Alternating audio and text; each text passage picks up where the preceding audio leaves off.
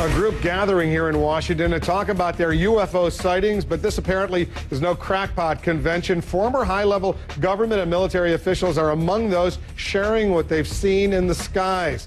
Our national correspondent Gary Tuckman is here. He's watching all of this unfold. So what's this conference, Gary, all about? Well, Wolf, it's most interesting. A panel discussion within the Beltway about what might be taking place in the Milky Way and beyond. Have extraterrestrials visit us here on Earth? Well, 14 men from 7 different countries participated in a panel discussion to describe why they believe UFOs have visited Earth. And these aren't guys they just picked up off the street. The panel includes former governor of Arizona, Fife Symington, who is one of many Arizonans who said they saw UFOs back in 1997 during an episode that is popularly referred to as the Phoenix Lights. Major sighting here. We want the United States government to stop perpetuating the myth that all UFOs can be explained away in down-to-earth and conventional terms. Instead, our country needs to reopen its official investigation that it shut down in 1969. Also participating was a retired Air Force captain who says he and his passengers saw a huge flying disc.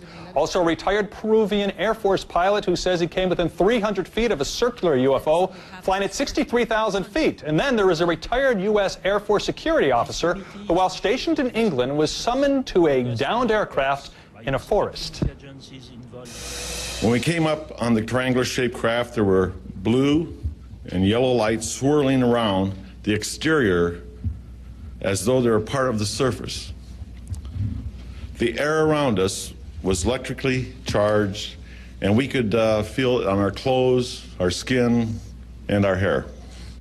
Well, Peniston then says the craft took off. He never saw any beings inside or outside the UFO. He says he took pictures, but inferred they were purposely overexposed by the government. Now, we've talked to the FAA before about investigating these kinds of claims, but the agency says, quote, it does not have the power to investigate.